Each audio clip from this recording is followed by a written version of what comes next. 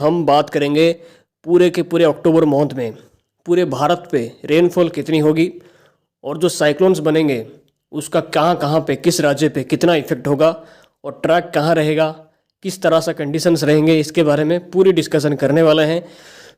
तो आपसे रिक्वेस्ट है आप वीडियो को पूरा का पूरा ज़रूर देखिए। अगर आप एक भी पार्ट को मिस करेंगे तो आपको वीडियो समझ में नहीं आएगा। तो इसलिए आपसे रिक्वेस्ट है कि प्लीज़ वीडियो को पूरा का पूरा ज़रूर देखें पूरी जानकारी के लिए। तो वीडियो स्टार्ट करने से पहले आपसे रिक्वेस्ट है आप इस चैनल को अभी के अभी सब्सक्राइब कीजिए और वीडियो को अभी के अभी लाइक कीजिए, क्योंकि यहाँ पे जो आपको इन्फॉर्मेशन मिलने वाली है वो आपको किसी अलग चैनल पे नहीं मिलेगा। तो आप इस चैनल को सब्सक्राइब और वीडियो को लाइक ज़रूर कीजिए। तो पोस्ट मानसून साइक्लोन सीजन की शुरुआत हो चुकी है 1 अक्टूबर से, यानी कि कल से। यानी कि अभी भी देश से मानसून की विदाई पूरी तरह से हुई नहीं है। इसका रीज़न है बंगाल की खाड़ी पर जो सिस्टम लगातार आ रहे हैं उसकी वजह से। मैंने आपको पहले ही बोला था कि जैसे अगर बंगाल की खाड़ी पे लगातार सिस्टम्स बनेंगे तो मानसून की विदाई को ये प्रतिरोध कर सकते हैं, और वैसा ही हुआ है। जो मानसून की विदाई उत्तर पश्चिम भारत के कई राज्यों से स्टार्ट हुई थी उसमें अभी ब्रेक लग चुका है, और ये मानसून की विदाई 8 या 9 अक्टूबर तक ऐसे ही ब्रेक में रहने की संभावना दिखाई दे रही है।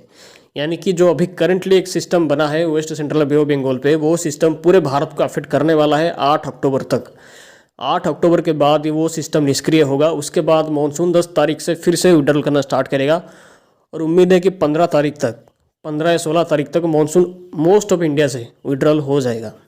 बट दक्षिणी भारत से मानसून की विदाई थोड़ी देरी हो सकती है, क्योंकि 8 या 9 तारीख के आसपास एक सिस्टम डेवलप हो सकता है तमिलनाडु कोस्ट के आसपास। उसकी वजह से तमिलनाडु के कई एरिया पे बारिश की एक्टिविटी है, दक्षिणी भारत के कई राज्यों पे आपको बारिश की एक्टिविटी देखने को मिलेंगी।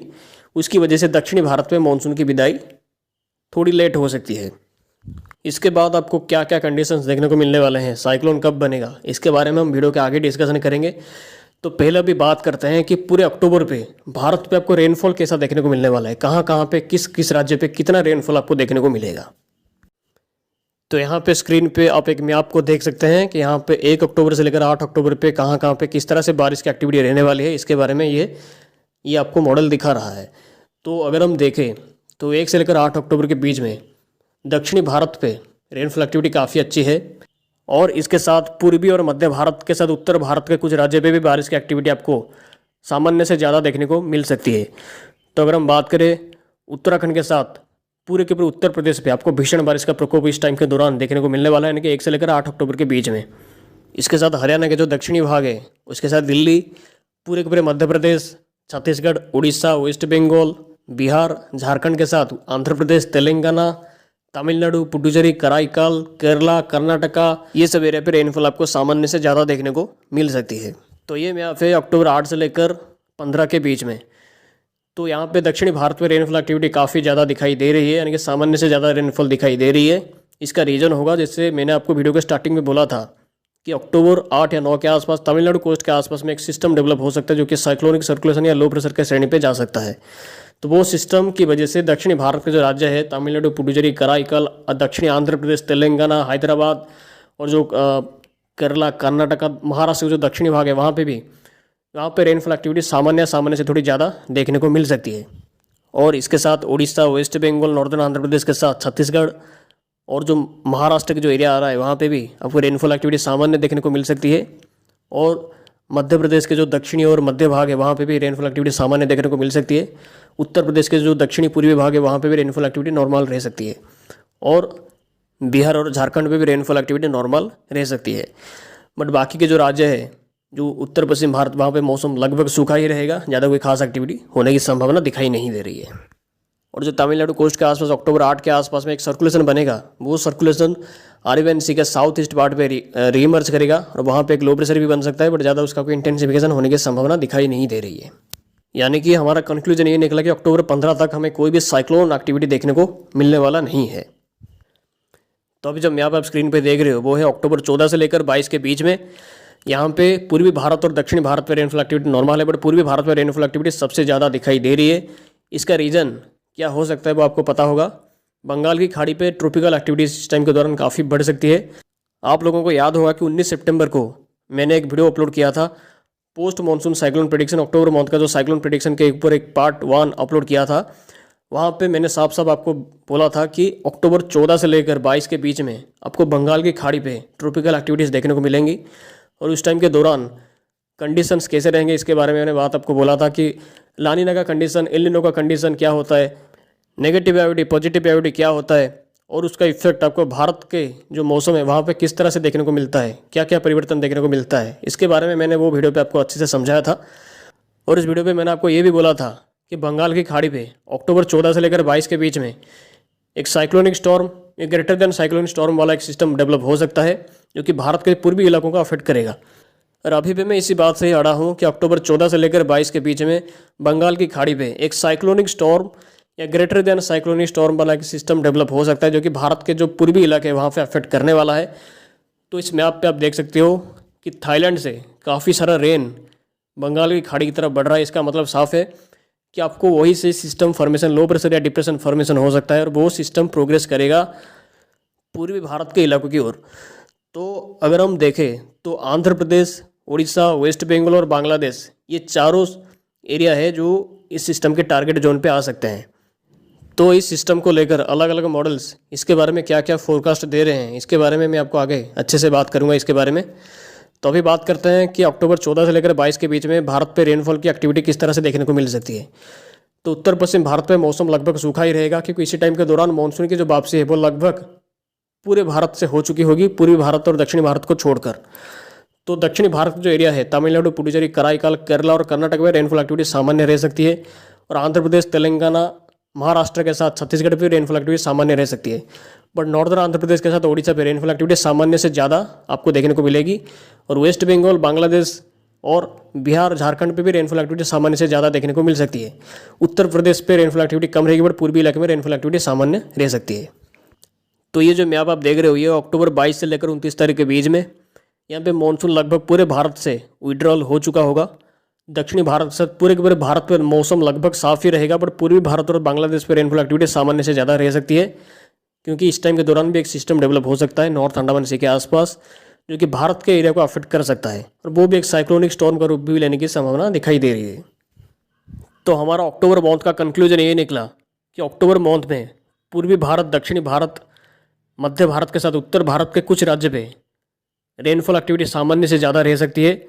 इसका रीज़न होगा कि बंगाल की खाड़ी पे जो सिस्टम बनेंगे वो भारत के कई राज्यों को अफेक्ट करने वाले आने वाले टाइम पे। बट उत्तर पश्चिम भारत पे मौसम लगभग साफ ही रहेगा, यानी कि रेनफॉल बिल्कुल ना के बराबर ही होगी और उत्तर पूर्वी राज्य पे भी रेनफॉल एक्टिविटी नॉर्मल रह सकती है। तो दोस्तों आप स्क्रीन पे एक मॉडल को देख सकते हो, यह है ECMWF का लॉन्ग रेंज फोरकास्ट। यहाँ पे ECMWF मॉडल अपना लॉन्ग रेंज फोरकास्ट को प्रोवाइड करता है ट्रॉपिकल एक्टिविटीज़ को ट्रैकिंग करने के लिए। तो यहाँ पे आप एक लाइन को देख रहे हो जो कि थाईलैंड से लेकर पूरे पूर्वी भारत तक फैला हुआ है। इसका मतलब यही है कि बंगाल की खाड़ी में जो सिस्टम बनने वाला है थाईलैंड के आसपास, उसका ट्रैक कहाँ रह सकता है, इसके बारे में फोरकास्ट दिया गया है। तो यहाँ पे देख सकते हो कि पूर्वी भारत के जो एरिया है, आंध्र प्रदेश और उड़ीसा, इसके ट्रैक लाइन पे आ रहे हैं। इसका मतलब साफ है, जैसे मैंने आपको पहले बोला था कि अक्टूबर 17 से लेकर 22 के बीच में भारत के एरिया को, यानी कि पूर्वी भारत के एरिया को अफेक्ट करने वाला एक सिस्टम जो कि साइक्लोनिक स्टॉर्म का रूप लेने की संभावना काफ़ी ज़्यादा है और कंडीशंस के हिसाब से फेवरेबल अगर हुआ तो वो ग्रेटर देन साइक्लोनिक स्टॉर्म का इंटेंसिटी भी हासिल कर सकता है। तो यहाँ पे आप एक और मॉडल को देख सकते हो, ये है CFS क्लाइमेट फोरकास्टिंग सिस्टम। ये मॉडल दिखा रहा है कि अक्टूबर 17 के आसपास थाईलैंड के आसपास में एक सिस्टम डेवलप हो सकता है जो कि आगे प्रोग्रेस करेगा वेस्ट नॉर्थ वेस्ट की ओर और भारत के जो पूर्वी एरिया है आंध्र प्रदेश और उड़ीसा को अफेक्ट करने वाला है। इसके बाद एक और सिस्टम आ सकता है अक्टूबर 25 से लेकर 31 अक्टूबर के बीच में, तो वो भी संभावना है, वो भी इंटेंसिटी गेन करेगा। तो सारे के सारे मॉडल लगभग एक ही संकेत कर रहे हैं कि अक्टूबर 17 से लेकर 1 नवंबर के बीच में आपको कहीं ना कहीं ट्रॉपिकल एक्टिविटीज़ ज़्यादा देखने को मिलने वाला है। 1 या 2 सिस्टम आपको देखने को मिलेगा, उसमें से एक साइक्लोनिक स्टॉर्म या ग्रेटर देन साइक्लोनिक स्टॉर्म का इंटेंसिटी हासिल करने की संभावना काफ़ी ज़्यादा बनी हुई है। तो अभी आप पकड़ के चलिए कि अक्टूबर 17 से लेकर 22 के बीच में बंगाल की खाड़ी पे एक साइक्लोनिक स्टॉर्म की संभावना काफ़ी ज़्यादा दिखाई दे रही है। बट अरब सागर पे कोई भी साइक्लोन की संभावना अक्टूबर मंथ में मैं नहीं कर रहा हूँ। और अभी तो GFS मॉडल भी दिखाना स्टार्ट कर चुका है। थाईलैंड के पास एक सिस्टम फॉर्मेशन होगा अक्टूबर 14 या 15 तारीख के आसपास जो कि प्रोग्रेस करेगा वेस्ट नॉर्थ वेस्ट अंडमान सी की ओर। यानी कि सारे के सारे मॉडल एक तरीके से प्रिडिक्शन ये दे रहे हैं कि प्रेडिक्शन सही हो रहा है। अक्टूबर 17 से लेकर 22 के बीच में बंगाल की खाड़ी पे एक्टिविटीज़ देखने को मिलेंगी और साइक्लोनिक स्टॉर्म की संभावना काफ़ी ज़्यादा दिखाई दे रही है। तो अगर बात करें इसका इंटेंसिटी कितना रह सकता है, तो अभी हम इंटेंसिटी के लेकर कोई भी प्रेडिक्शन नहीं दे सकते। जब तक सिस्टम फॉर्मेशन नहीं हो जाता तब तक इंटेंसिटी को लेकर कोई भी प्रेडिक्शन नहीं आ सकता, क्योंकि कंडीशंस के हिसाब से हमेशा इंटेंसिटी में चेंजेस होता रहता है। कंडीशंस फेवरेबल होके भी कभी कभी सिस्टम ज़्यादा शक्तिशाली हो नहीं पाते हैं और अनफेवरेबल कंडीशन पे भी सिस्टम काफ़ी शक्तिशाली कभी कभी हो जाते हैं। तो ये मदर नेचर की बात है, यहाँ पे हम ज़्यादा कुछ नहीं कर सकते। हम जस्ट प्रेडिक्ट कर सकते हैं कि क्या हो सकता है, बट एक्चुअली में क्या होगा वो मदर नेचर के ऊपर ही डिपेंड करता है। अभी रिसेंटली एक हरिकेन गया था फ्लोरिडा की ओर, जिसका नाम था यान। उसको कोई भी मॉडल ट्रैकिंग नहीं कर पाए थे, यानी कि जीएफएस मॉडल हो या कोई भी अलग मॉडल हो, उसको कोई भी मॉडल ट्रैकिंग नहीं कर पाता। वो एक सडन डेवलपमेंट हुआ था। उसके बाद वो एक काफ़ी शक्तिशाली हरिकेन होके फ्लोरिडा को लैंडफॉल किया था, जो कि 250 से ज़्यादा केपीएच में उसका रफ्तार था हवाओं का। तो उसको कोई भी प्रेडिक्ट नहीं किया था, बट अचानक वो सडन डेवलपमेंट हुआ था। तो ये मदर नेचर की बात है, यहाँ पे हम ज़्यादा कुछ नहीं कर सकते। हम जस्ट प्रेडिक्ट कर सकते हैं कि सिस्टम फॉर्मेशन होगा या नहीं, इसके बारे में हम प्रेडिक्ट कर सकते हैं। इससे ज़्यादा हम कुछ नहीं कर सकते। इंटेंसिटी कितना होगा वो फॉर्मेशन होने के बाद ही थोड़ा बहुत क्लियर हो सकता है।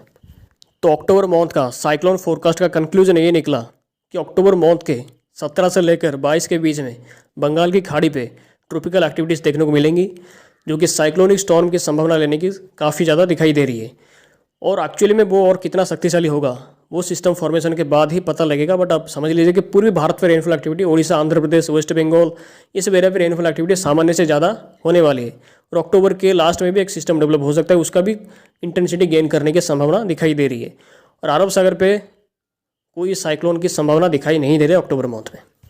तो अगर आपको ये इन्फॉर्मेशन थोड़ा सा भी इन्फॉर्मेटिव लगा है तो आप इस वीडियो को अभी कभी लाइक कीजिए और चैनल को सब्सक्राइब भी जरूर कीजिएगा, क्योंकि ऐसे इन्फॉर्मेशन आपको शायद कोई अलग चैनल पे ना मिले।